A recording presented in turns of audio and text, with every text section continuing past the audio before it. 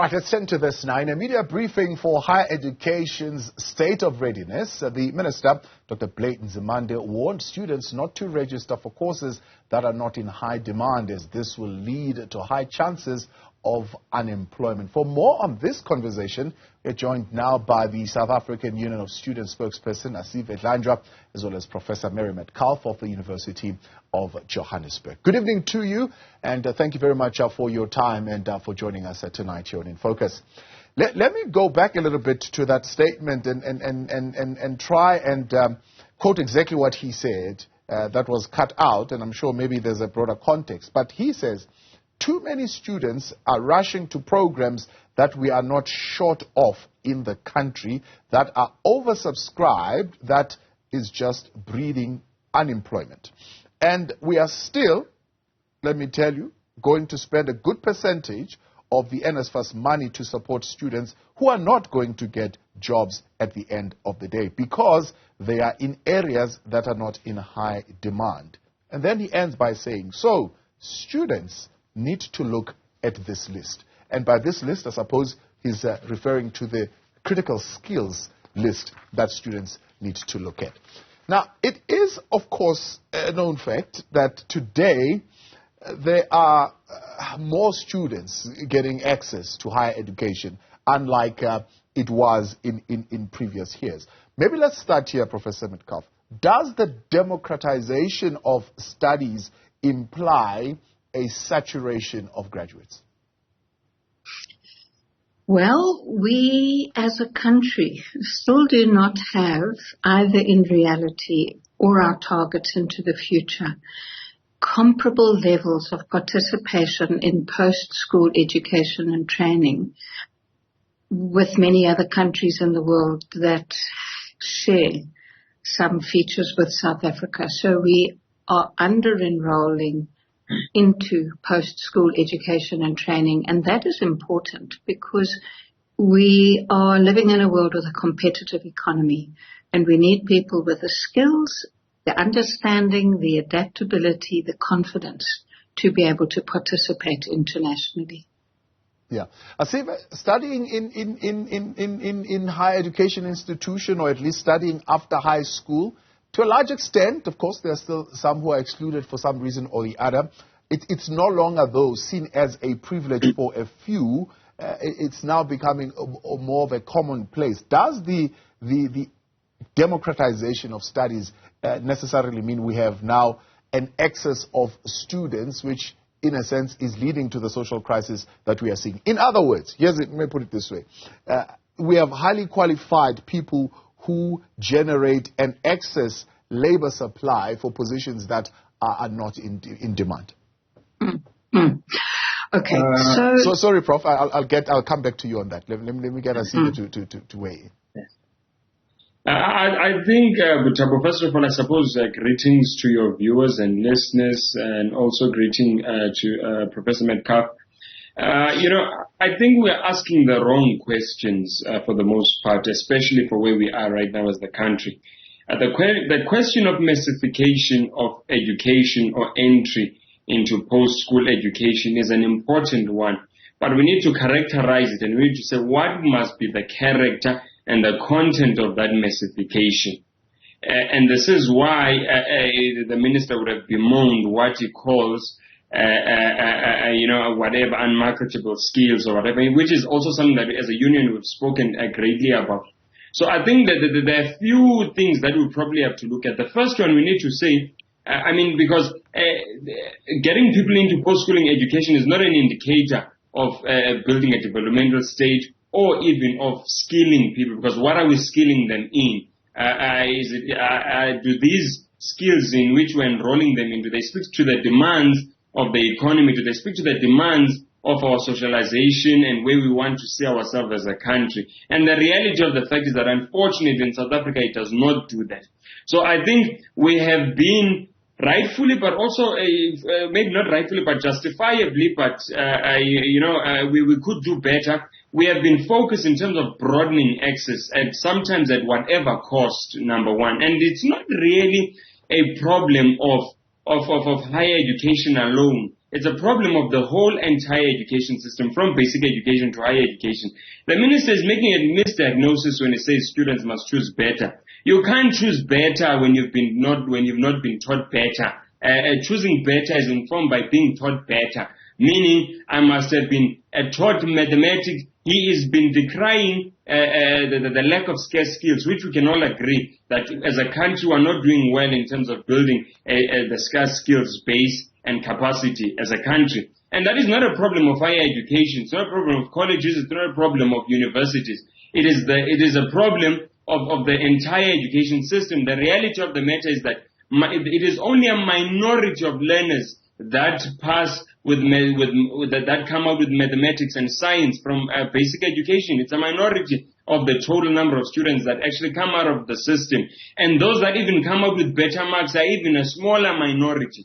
So we need to deal firstly with those things. I need to say, what is it about the curriculum of basic education that must speak to that which we want to achieve in higher education, which is informed by the needs and the demands of our socio-economic imperatives as a country. Yeah.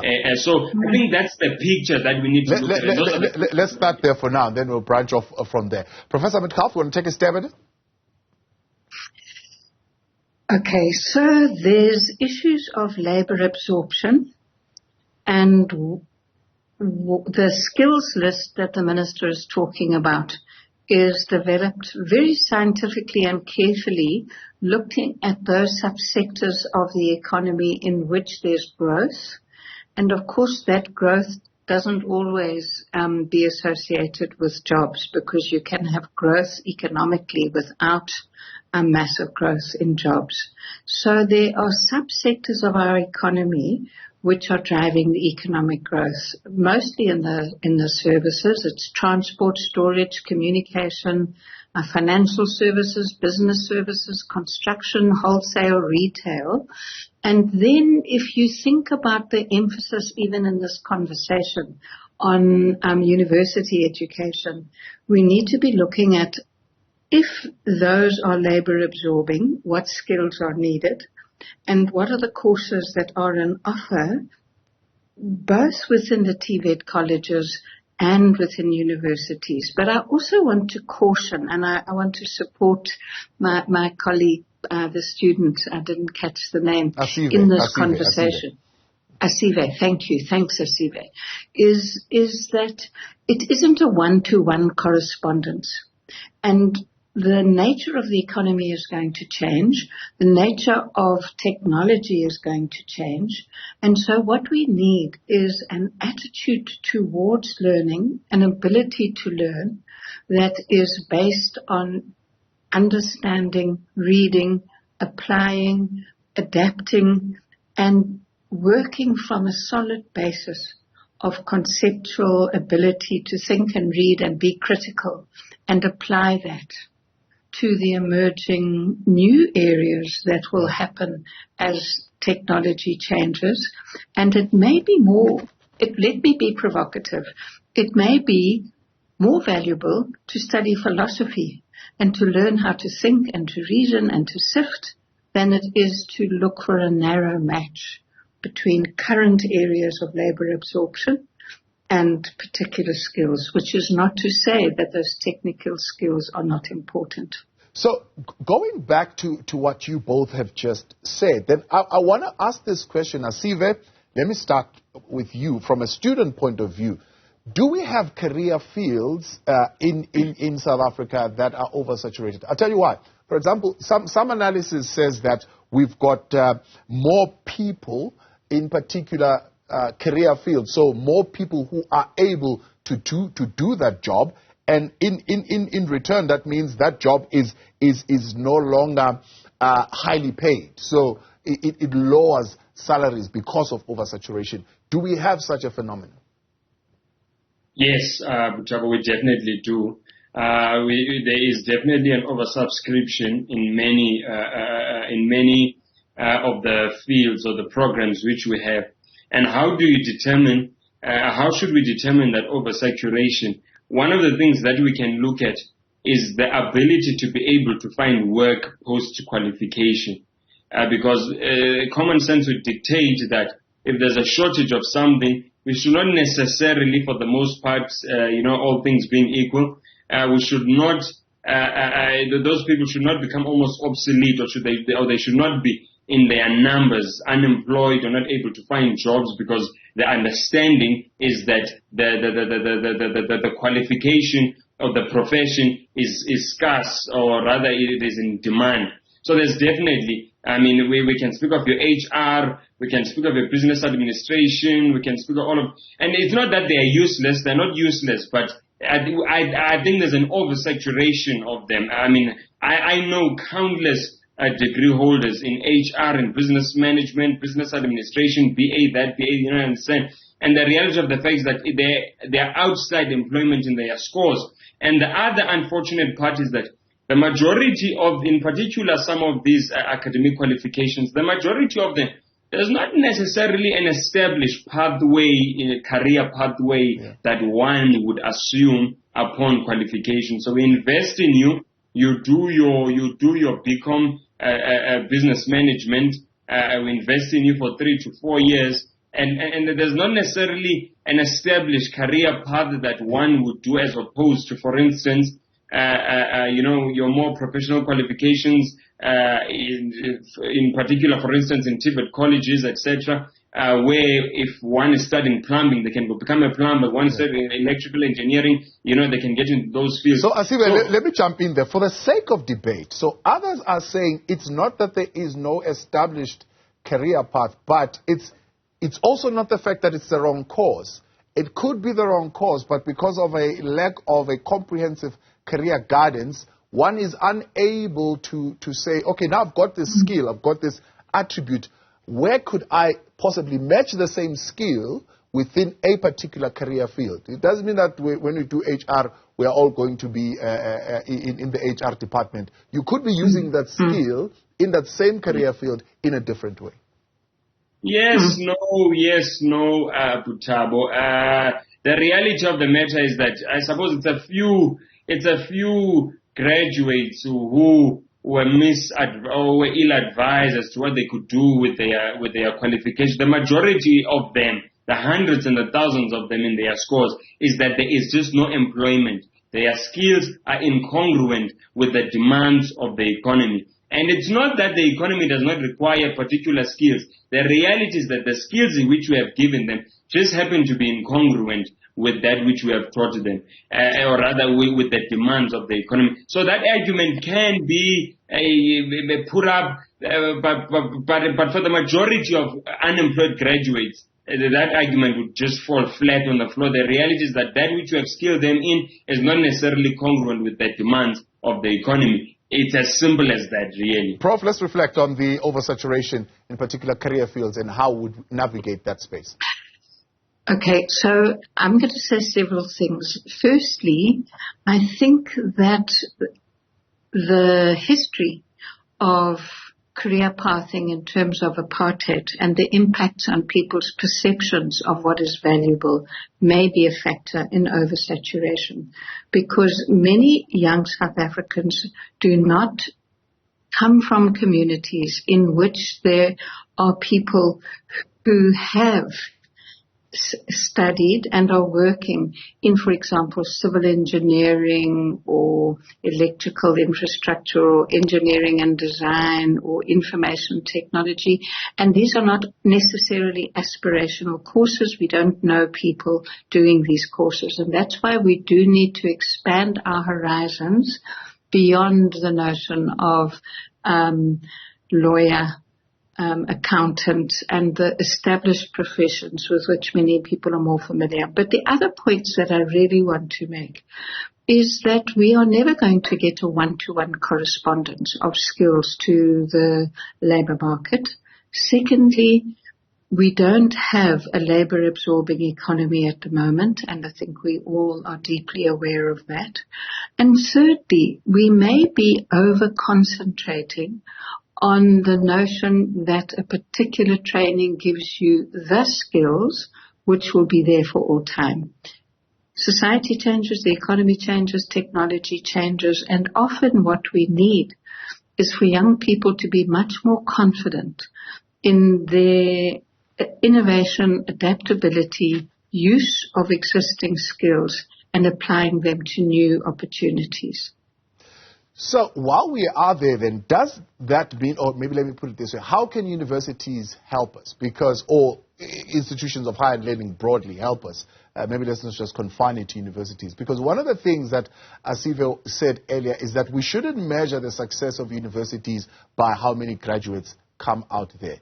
So should we then therefore extend the measure of success of universities to be, or to include, the extent to which they help students' employability? Because one of the questions that was asked after the comment by the minister was, well, if that's the case, why are universities offering that program? Shouldn't they be taking it out as an option and rather offer us programs that will get us employed? Prof? I would say that there are many criteria on which we should evaluate universities, and it should not be reduced to simply, are they producing people who are finding jobs? We may need to be more imaginative in the way that we support the transition of graduates into the workplace, helping incubation, helping, for example, simple things like, let's say you do a fine arts degree, how do we help you with the necessary marketing and skills and the running a business skills to actually venture out into that field. If, however, we reduced evaluating universities to does this university get you into a job, I think we would underrate the central importance of a university, which is the creation of knowledge, of new knowledge, which is critical for the adaptation of our society in all fields, not just technology and innovation, but also sociologically, politically, to understand where we are. And there's measures that look at how universities can be evaluated in that way, and better universities that produce students that are adapting and thinking are usually those that are also knowledge generating. Asive, you've already mentioned that more help might need to come from also the basic education sector and what kind of students we are producing from there. But how can universities help us? Firstly, I think, we agree to the extent to which universities should be places of knowledge production. But you see, just a little bit on what Prof. Metcalfe is saying. You see, at that level, it's a luxury to create an institution that produces knowledge that must be shelved. When after all is said and done, we are a developing country.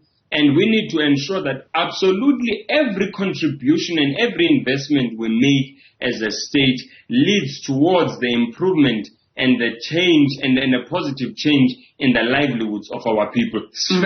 Finish and clear. The one of creating knowledge for fun, to compete, who can what, more. There's room for that in a sophisticated, developed country such as the West. We don't have that luxury. We cannot spend 164 billion rand per annum just so that we can say, hey, here is my research and have fun. And no, it's not a game. It should not be a game. It must translate directly to economic development. No stories about that. We will get a time, once we have done that, then we will have the privilege. It's a privilege, argument that's made by Prof. Metcalfe. We will have that privilege once we have built an economy. Right now, we can't take someone from Gunyeni, where there's no electricity and water, we enroll them in an institution just so that they can say that they contributed to a body of knowledge that does not contribute directly to the improvement of the livelihoods of our people. How can universities assist us? Universities, right now, the reality of the matter is that the majority, even by the way, these researches that we are producing as institutions, if you look at the research output of these institutions conclusively, quantitatively, in fact, even qualitatively, and then you say to yourself, okay, as a country, we have spent 18 billion rand across the sector, in research, across institutions of higher learning. We must then say, how much of that research, to what end are we producing this knowledge? To what end? Are we producing it for fun so that we can say you are A-rated, you are B-rated, I'm this rated, I'm that rated? Or are we saying that at the end of the day, we have invested this much towards the development of the country, towards knowledge production, and this is the output? We can agree. Some of the skills is not a one-to-one in terms of jobs, but even that knowledge, that research, that innovation must change and improve the lives of our people. Put jobs aside. Let's take gender-based violence. How much research have we seen coming out of institutions of higher learning that has been able to respond aggressively to the plight and to the scourge of gender-based violence and femicide in South Africa? It's not happening. Put jobs aside. It's not happening. And for the most part, in the men, we are putting in the money, we are training the people, we are saying they are researchers, we are saying they are masters, we are saying they are doctors. For what? Nothing except for their titles. So even if it must lead to the positive development of our society. That's what knowledge production must do, not just for fun. So we are not only dealing here only with jobs, for instance. The same way we saw institutions of higher learning during COVID, clubbing their resources together, working overtime to see to what end could their research and innovation lead to us to be able to successfully fight COVID-19. We need to see the same energy with many other issues in society, in particular gender-based violence. Let's leave it there because of time. I appreciate you. Prof, a quick one, 30 seconds. Just to say that I think Asive and I are much closer than it seems, because it is through research and exploration that we will be able to produce knowledge that directly addresses the problems that he's identified, both the practical, technical, water, sanitation issues, electricity issues that he's mentioned, as well as the social issues. Yeah. So I think we're not that far apart. Thank you very much. I appreciate you both. Thank you very much for coming on. We're completely out of time. Fortunately, that's what we're going to have to leave it for tonight. The South African Union of Students spokesperson, Asive Dlanjwa, and Professor Metcalfe of the University of Johannesburg.